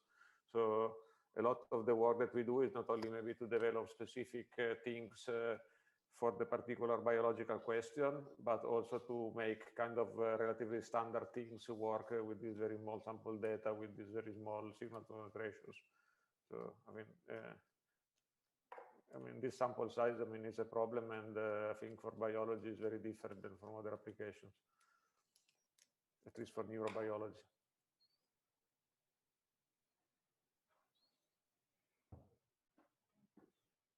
I have a quick question, but maybe I don't know, maybe there is no time for an answer, but I would like to understand also, I mean, another time, I mean, also, I mean, so this is a very important area, really important area, and I'd like to understand, yeah, also, where are we also at the national level? I mean, what are the outstanding questions also beyond the Regione Liguria? I mean, and also, so it seems to me that, okay, you mentioned small data sets, but if we were able from, so this is a crazy project, right? But from the whole population to predict who is more at risk, rather than using some very simple rules, right? Which I guess they use these days, but use machine learning to predict how to best take action, you know, who should do certain checks or potential to develop some diseases. I mean, yeah, but maybe there is no time for an answer. Maybe this is a too big question, but it would be interesting to discuss also. Okay. I can give you a 30 seconds reply. Please, please. You can do many different things. And for example, you could try to predict, and people actually do try to predict something using machine learning. The problem is the data. And as you know, as you well know, the prediction you're going to make is going to be as good as the data you feed your training network with, right? So there is a tremendous issue there, because it's unclear how you can combine data, and there is no repository whatsoever. And if we don't deal with the problems, like I was saying about, so I understand that Liguria is not the world, is not the universe, but one of the things in biomedical that matters is that you need to be close to the people generating the data. Yeah, that's my experience. Or you are the Broad Institute. That's they play a slightly different game there, right? But we are not. Yeah, I don't want to downgrade Liguria. No, you're right. I mean, it's a small thing, right? But at least you can sort of surround the whole thing. Yeah. Maybe this answers a bit the question. I think the state of the art is that there is not one place where you can download the data. And before you can actually do state of the art, you have to actually collect the data. And so I think at the Italian level, the problem is that there is not somebody who's... Yeah, you don't have the equivalent of ImageNet. This was my question. The answer is that this doesn't exist because there are issues. So in some cases, there are sets you can play with. Yeah. Very similar to ImageNet for radiology or to I also have a question, if I may. Please, Christina. So it's a question to Alessandro Verri. Data can be big in the horizontal dimension, or they can be big in the vertical dimension, so they can be deep. So what do you think about the relationship between horizontally big data and vertical deep big data? I think you're touching a very interesting point. This is already existing, right? Because whenever you're talking about, actually, this is already here. Right, and the problem in this case with places so small like our region is that maybe you got 10 samples, so they're definitely not enough. So that's why it makes sense to try to merge and join force with others. And this I was asking the question because working with clinicians, it seems that sometimes they would be more interested in deep. Say related to what I'm doing, deep phenotyping. So to have very big data, but not in terms of the number of the sample size, but in terms of the characterization of a specific individual. I agree. So what I was saying is that if you don't have enough samples, though. Oh, yeah, sure. Then you're really stuck, and that's why at least you need to group at some bigger level than hospital, for example. But this is tremendously difficult, at least in my experience. Thank you. Thank you for the question. Okay, so I think this is a topic which deserves a separate long discussion. I think it's very interesting, and but now we have our second break, right? And then we have Stefano, and then a final discussion. So we stop for until 4, let's say. Okay. Yeah, 4 o'clock. Okay. Thank you.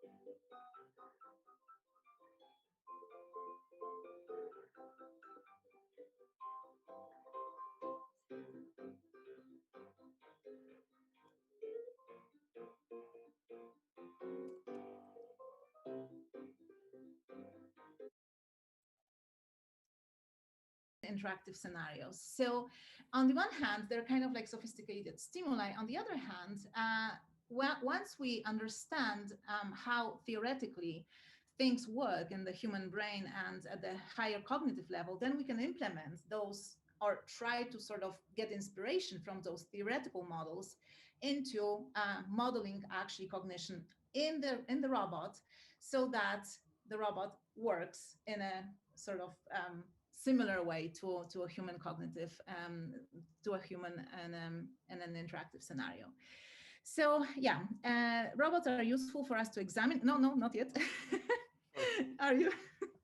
Are useful to examine human cognitive mechanisms, but they also, the way we use robots is to create attunement between human and robot in an interaction, and that's useful for applications such as healthcare, and I'll be talking about that in a moment. So now please, next. All right, this is just a few example research results. I will not go into detail with this, but I think I just wanted to point out here that we, as I said, we don't do machine learning ourselves, but we collect a lot of data, and we collect both behavioral data and neural data. And so I use a lot of, in a lot of our experiments, we use EEG. And these are example experiments where we use EEG. And one of the interesting thing about EEG is that one could apply machine learning techniques in order to predict behavior or decision-making, as Stefano was mentioning earlier, from neural activity. This is, I think, super interesting because that bridges two levels of description, the neural level and the behavioral level. And this is something that we actually are planning to do in our research, is to be able to use machine learning in this way. Here I just highlighted several topics that we are interested in. They are very high level cognitive aspects. So things like attitudes towards robots. On the left, you see resting state EEG activity. That this is something that we have examined, how it can predict later biases towards robots and attitudes towards robots. So the way people behave in response to a robot, but we were able to predict that already from resting state EEG. So I think this is an example that really would fit very well to machine learning approaches. And then another interesting experiment that's on the top right that we have done was an interactive scenario where we examined attention mechanisms. And we looked at level of engagement of a participant in during a kind of a social condition where the robot engages in eye contact. And again, here we found neural correlates of that engagement in EEG. So there was something very, very interesting in EEG. And again, this is, I think, an interesting example for machine learning to be able to predict from EEG whether people would be engaged in an interaction or not. Next slide, please. So these were sort of example empirical research that I wanted to just show you quickly. Now, as I said, we don't do computational models per se, but what we do based on our data is theoretical models, like models of attention. How does attention work in a social interactive context? So based on our results, we, for example, we found out that probably traditional models of attention, like, I don't know, Etienne Koch and all those people who have studied attention in very controlled lab environments, these models probably need to be complemented by social information in order to be able to account for interactive processes in setups like ours. So this is something I wanted to tell you about on the side of the theoretical part. And then in terms of application, yeah, thank you. Yeah, go ahead with the video, please. We take our sort of more fundamental research questions into also applied domains. We're interested in developing training protocols for example, children diagnosed with autism in a human-robot interaction setup. So again, going back to attention, we're interested in how one can train maybe more social attention skills in kids.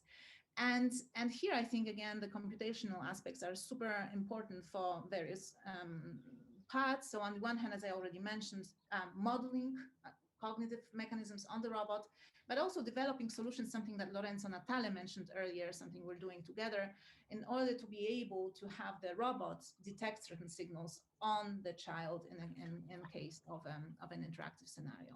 So with this, I would like to just conclude very quickly with the next slide, please. What I was pointing out in my presentation is that in cognitive neuroscience research, we use robots as sophisticated kind of stimuli, but also as a test bed for our theoretical models. And we use interactive scenarios because we believe that we can learn something more about cognition in interaction as opposed to just very controlled lab environments. And we hope that this should inform computational models that should be implemented in embodied robots. Thank you. Thank you. So I think I'm next in presenting what I do and how, hopefully making clear how it could relate to the purposes of the Ellis unit. And I lead the research line called neural computation. And in general, our goal is to understand how the nervous system processes information and use this information processing to produce behavior. And if I can summarize in a very simplistic way what has been described by some of the previous presentation, one of the many uses of machine learning is to get a lot of input data, for example, input from sensors, from cameras, you name it, and then elaborate them and take an appropriate action. For example, would be a classification, whatever action, based what is most appropriate based on the input data. And the machine learning produces very efficient, super good algorithms to try to do that. And what I'm trying to do is to try to understand how this operation is not made by a machine learning algorithm, but how it is made by actual real neurons in the brain. And we use algorithms of machine learning and also other mathematical tools to analyze and observe data and to try to understand essentially what is the equivalent of the machine learning algorithm, but used by actual networks of neurons, not artificial neural networks. And we are particularly interested in the relationship between this complex neural activity and the transformation from sensory information to appropriate action. And in particular, we try to connect those computations, essentially, I mean, the generation of behavior, as Agnieszka was saying, directly to brain activity, and in particular to the interaction and the relationship between the neurons in a network that we know from biology. Those are related to learning, and so also this is potentially relevant to understand the relationship, for example, between learning mechanism, anatomy, so the structure and the function, the dynamics of the network. And this is just like example. We don't give details, but just to give one example of work that my student, PhD student Monica Moroni, did for her thesis. And we published this a few months ago. And we use first data analysis algorithm for machine learning and then other computational techniques to formulate an actual mathematical modeling of how neurons in olfactory structures in the mouse brain encode information about odors, and then use that to take decisions. And then essentially we took the output of this algorithm to control the activity of those neurons using optogenetics. And we found that we could predict the elicitation of a virtual sensation of an odor that wasn't there according to what the algorithm predicted. So this essentially could be useful not only to form hypotheses about neural information processing, but also to use that to actually control I mean, the behavior of a complex system like essentially a mouse. And okay, this is just an example. And I think I will now to Christina, and I'm ready to press keys upon request. Thank you, Stefano. In the end, it was good that my presentation came after yours, because next slide, please. Basically, we also study encoding and readout, not from neural populations, but from movement kinematics. So this is, here you see an overview of what we do in one of our typical experiments.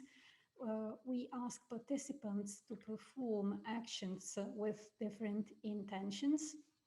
This is the execution experiment. We record movement kinematics using, not yet, we record movement kinematics using motion capture systems. And we also record videos of the movements, and then we show videos of the recorded movements to naive observers, and we ask them to discriminate the intention of the observed action. How do we use machine learning in our work? Now, the information encoding part. Yes, thank you. And also the next click. We use basically machine learning to map intention and more generally mental states to single trial movement kinematics. This is the information encoding part. Specifically, we use machine learning approaches to quantify intention information encoded in single trial movement kinematics. And this is important also to identify the specific kinematic features that carry intention information. And I should say that for us, what Professor Verri described as transparency is important, because basically for us, machine learning here is a tool to understand the specific features that carry information in movement kinematics. We also use machine learning during observation experiments to study information readout. And yes, here the use of machine learning methods is to map kinematics to single trial intention choices. So to identify the kinematic features that are readout, and also to understand how information encoded in these specific features is readout. The last step is information intersection. So we compute how encoding and readout intersect at the single trial level to inform intention choice. And I would say that the emphasis here is on single trial analysis and related to this to variability. There is now, I think, a great attention in cognitive neuroscience, cognitive psychology to single trial analysis. I should say that when it comes to movement, this is even more important because movement is repetition without repetition. So in every trial, what you get is a different kinematics, and there is no average kinematics. So if you want to understand how the brain attributes intention to action, we have to study intention reading at the single trial level. And I have just one more slide showing an example of where we applied this approach. Specifically here, we used a brain output perturbation technique, which is called CTBS, continuous theta burst stimulation, to produce a transient virtual lesion of the inferior parietal lobe. And basically, we were able to show that when you disrupt activity in the inferior parietal lobe, you impair the ability of human observers to attribute intention to action. And by applying machine learning, we were able to understand what exactly happens when you apply CTBS to IPL. What happens is that you misalign intention readout to intention encoding. So observers, human observers, are still able to identify the kinematic features that carry intention information, but they are no longer able to correctly extract the encoded information from these features. And this, I think, is a powerful application of machine learning methods to understand the computations that are involved in a specific cognitive ability. And I have not a slide about that, but we also, in an extension of this framework, we are applying the same approach to study action mind reading in observers with autism. Thank you. This is, I think, this concludes our presentation. So I pass the baton back to Lorenzo or to Massimiliano.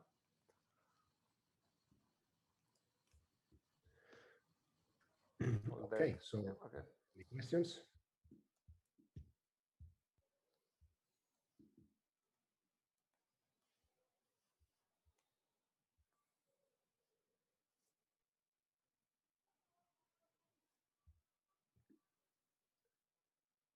So should we then move to an open discussion? I think Lorenzo. Massimiliano, I have a comment, if I may. Please. It's related to the previous presentation. So not Stefanos, but the machine learning for healthcare. I want to stress the importance to adapt machine learning methods to the specific domain. And I think that I'm kind of in the same situation as Agnieszka. I'm not developing or applying machine learning methods myself. I do this in collaboration. And one difficulty in doing this is that people to collaborate have to understand each other. And I think that this is really important. In the domain of natural intelligence, if you want to contribute methods, machine learning methods, you have to understand the scientific question. And I think that this is still an unaddressed, often an unaddressed challenge, because often, at least in my field, you see machine learning methods applied like with a black box approach, basically with no understanding of the scientific question and no understanding of the constraint and requirements posed by the scientific question. And so basically, you end up with analysis that do not, I mean, sometimes they do not address the question, sometimes they do address the question, but in a very misleading way. And I think that in the Genova Ellis unit have this one unique feature is that this unit brings together people who develop machine learning methods, apply them, but also people who do not apply them and need the machine learning methods as a tool in their experimental research. And I think that this maybe could contribute to change the very approach to machine learning methods in neuroscience and psychology. Alessandro, you want to, I think you don't agree, right? Correct. If you spend 5 minutes with Alessandro, this sounds like, it looks like you talked to each other before this.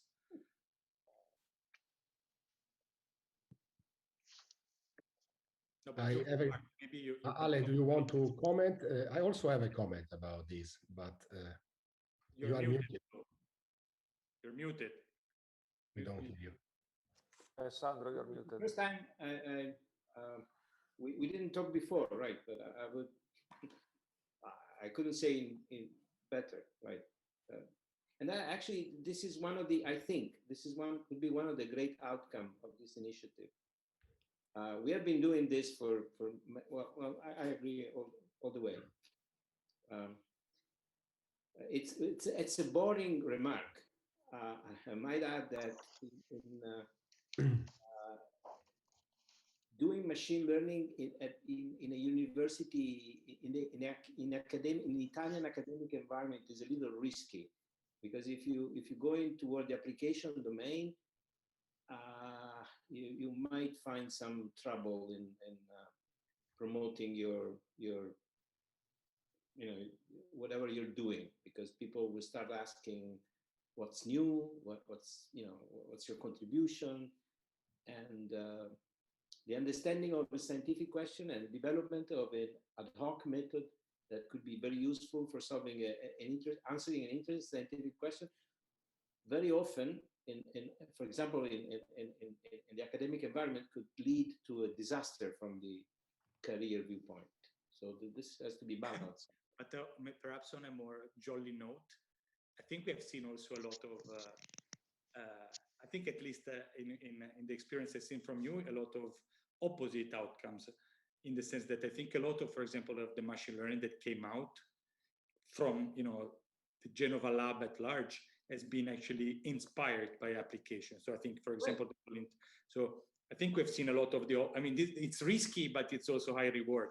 Sometimes you just, you know, rather than get stuck with layers, you can actually get new solutions. And we have seen that a lot. So I think I mean, I think the message was it's risky, but we are willing to take it, right? Yeah, I agree with you there. I've been doing this for many, many years. So Massi, you said you had some comments. Yeah, well, I have many comments, but I don't want to. So the kind of machine learning that some of us do, so it is more on the methodology of the theory. And often we use these benchmark data sets, but you know, when you go to real applications, as you were saying, so a lot depends on the data, right? So I think also the process of collecting the data is very important. But so I think that if you know some machine learning, then you also so there are interaction between knowing machine learning and the process through which you collect the data. So it's a very complex problem, and but I think it can be very rewarding. So I don't know the comment about the career, but yeah. So if you do something which you know is useful for the society. But I want to say that so I had some collaboration with Christina. So also what was discussed by Christina. So there is also a link to the topic of machine learning for apps. So there could also be interaction between the different areas. I have to say that one thing that I don't like very much, but there are other things that I like, is that, so for example, in this area, Christina, it seems that so testing always if you are better than another method. So there is a lot of emphasis on testing, which I don't know, it's a little bit too much from my point of view. So that's actually something. What do you mean by testing? No, testing if a method is better than another method, and you know, repeating experiments and testing again. So I mean, this is yeah. I mean, it's something that we don't do very much in machine learning. You know, we just compare methods but the other thing is that I think yeah, I think it can also be, this kind of application can also be interesting to you know, it can give idea for new algorithms. Like, so I mean, this is a comment also for the talk by Alessandro. Yeah, so I think it can be very interesting, and yeah.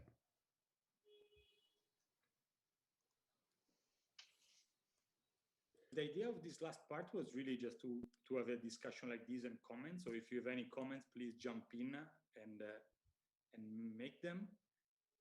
Otherwise, I just prepared a couple of things, but yeah, Stefano? Christina, maybe, I think she... Yeah, go ahead. No. Okay, so I don't know if this is a comment or a suggestion or a cry for help, but I'm a person, I'm not an experimentalist, but I'm a person that developed mathematical methods specifically for neuroscience. And I think my impression is that there is a lot of big progress that could be immediately made by making maybe some, from your point of view, guys, of machine learning theorists, relatively small progress, but that could have very large practical impact on cutting-edge discoveries, and could lead, for example, relatively easily to papers in Nature Science and Neuroscience. And I make just one example to give you an idea. So people use a lot these generalized linear models to describe how neurons respond to, I mean, behavioral correlates, stimuli, and so on. So essentially, you fit the data to a linear function of these behavioral variables with a neuron nonlinearity, and then you fit this model to every neuron, and you use that to classify what the neurons are interested in different areas and so on. And what people typically do is that they fit this stuff independently for each neuron. You have a few thousand of neurons per brain, and the signal to noise ratio is really bad. I mean, you cannot believe that the brain can work with such noisy neurons, but that's what it is. And I have the impression that, for example, I mean, if you want to classify what's the percentage of neurons that are tuned to those variables and tuned in different ways in different areas, I'm not an expert in this learning, but I believe that if you somehow put constraints that there cannot be every neuron be different, but there should be classes of neurons and you train the data this way, I think you can make a lot more progress. And I'm sure that if I sit down with some of you guys for 20 minutes, I can explain the problem in detail and you can offer an immediate solution. And from my point of view, it would be a really wasted opportunity if you don't make big progress this way, I mean, between now and the end of the Ellis unit. So I think from my point of view, I mean, there is a lot of sophistication that can be brought in neuroscience analysis, and as I said, could lead to immediate large impact discoveries that maybe for you, you might see like relatively small progress, but doing this well, adapting to neuron, explaining well to an audience, and producing new result how the brain works could be very rewarding. So, okay. It could be very interesting to have such a type of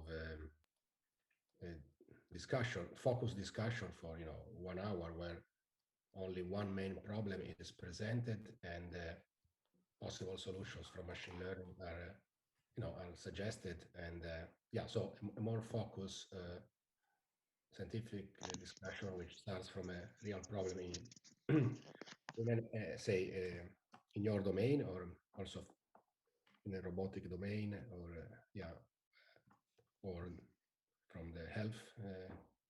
Yeah, so this try to make we don't need real problems to machine learning. Yeah, we don't need to do everything, but probably there could be 1, 2, 3 problems where some coffee discussion will probably lead to I mean an important outcome without relatively I mean not a huge amount of effort. So okay.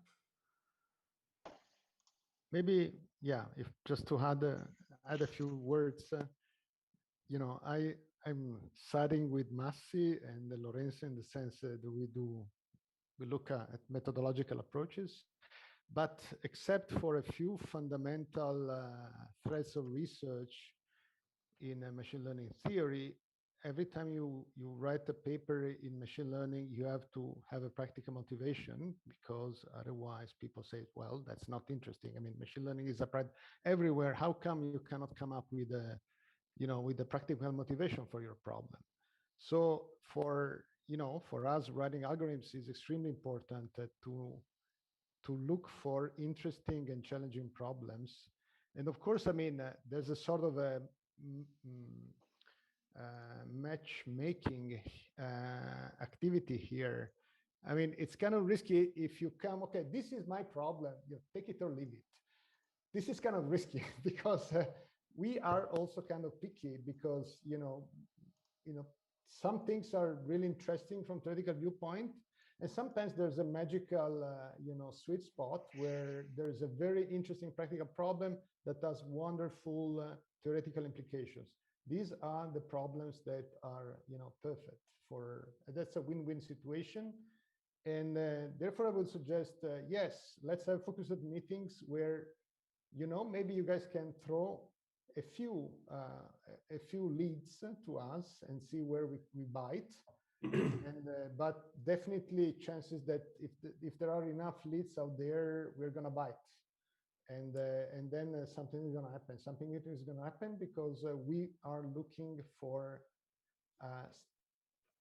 problems that have practical motivations. Otherwise, we just we do beautiful theory, but nobody's gonna be interested. Okay. Can I say one thing? Go for it. Let me disagree with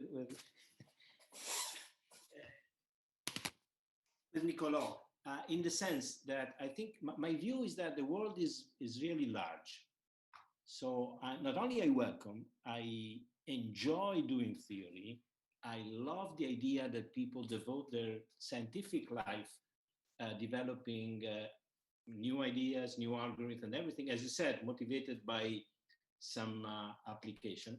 But it is true, I think, that what I would like to call machine learning, I don't know what's number 0.0, could be 3.0, could be whatever, is a machine learning in which when you sit down with people like that are doing neuroscience or they're doing biomedical, then you are forced to think out of the box, because maybe that the solution in that particular problem is not only our beloved and I would say mainstream machine learning, but maybe that something else is needed.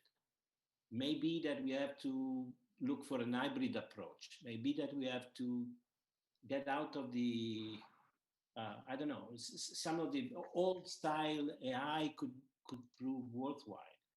You really don't know. When you get interested to the scientific question, you might be driven to doing something completely different, which is nothing. It doesn't say that people that are doing theory are wrong, or that people that want to solve the problem are asking the wrong question. It's simply that there are many things that can be done and contribution that can be given. So in this sense, I disagree. I think that people can do different things, and to some extent, the specialization in the current world is such that it is very unusual, I would say, or you need a lot of luck to be able to apply the algorithm you have to a problem you never heard about. That's my point. Maybe we don't disagree after all, because I mean to find new stuff when I say to. Not really, okay, I have my suit of algorithms, you know, if there's nothing good for you, I'm sorry, I'm not willing to do any more work. No, I mean, I like challenging problems that force you to come up with new solutions. Yes, on that, I guess we agree. So I'm sorry if I didn't explain myself well. That's my problem then, ciao. But maybe if I can, chime on that, is I think there is a bit of a tension, clearly, because some of us really do theory and just love it and really don't care about your problems in a way, in the sense that we like it. There is a part of our life where we really don't want to hear about it. Okay, let's say it. I mean, Nicolò, Massi, and I talk about useless stuff with a certain happiness about it. Okay. But there is another part of us that is willing to discuss, and people like Alessandro sit really in the middle. He's been doing theory and a lot of practice, and I'm playing a bit of a game, okay, here. But I think the good thing, and then of course, Cristina, Stefano, and others just maybe don't care about our theorems, but they want something useful, whatever it is. It doesn't matter if it's 1935 or 2021. But I think this is good, and I think the thing that is coming out that we're all willing to sit down and hear about it. We would like to have something that allows to prove acute theorems. Alessandro, probably not so much, but you want to have something that has really big impact. You guys want something useful. I think the good thing is that we actually have all the means to have this discussion together. And I think this perhaps is something that, put us in a nice spot, because yeah, I mean, I think that's one of the big motivation for this. I mean, I don't know how many places you can gather people with this broad, deep knowledge, willing to sit down and contaminate a bit their knowledge and and their interests. So I think the tension is there, and it remains, and it's a good thing. I think it's just the fact that we can sit that it's the news here. One thing that Ian went away in the meantime. One thing that maybe could be useful in this regard is I'm not sure about the label, whether I like it or not, but a chain approach, where basically probably because of our different backgrounds and different motivations, there is not much that, say, you and I, Lorenzo, can discuss having coffee, because we have like quite different interests.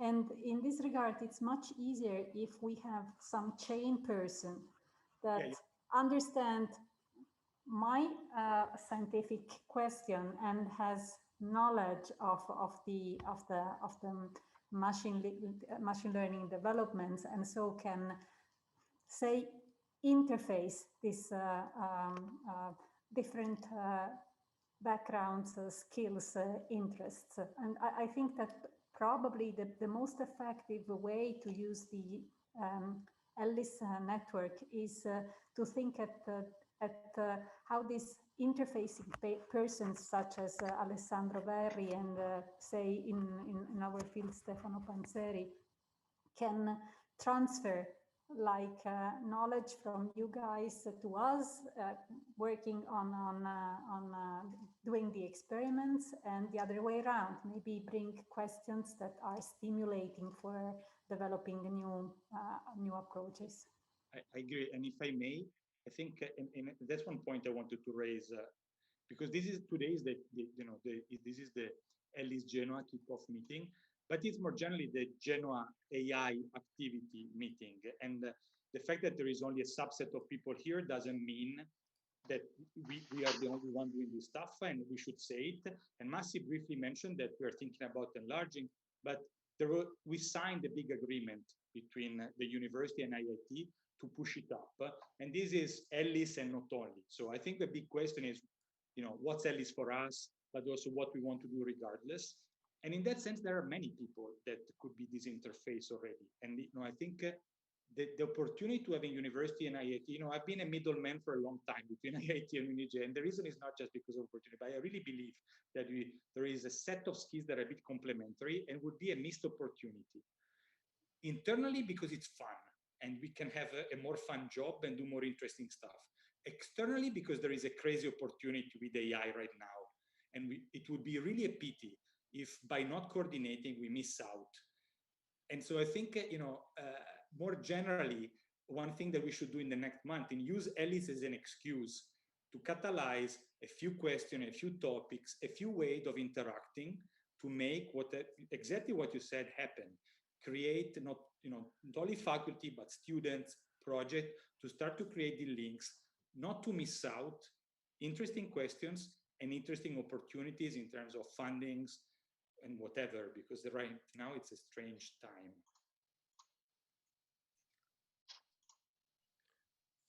Yeah, so yeah, I think this interaction can be intellectually very stimulating.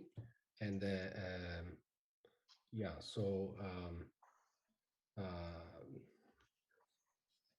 one thing is also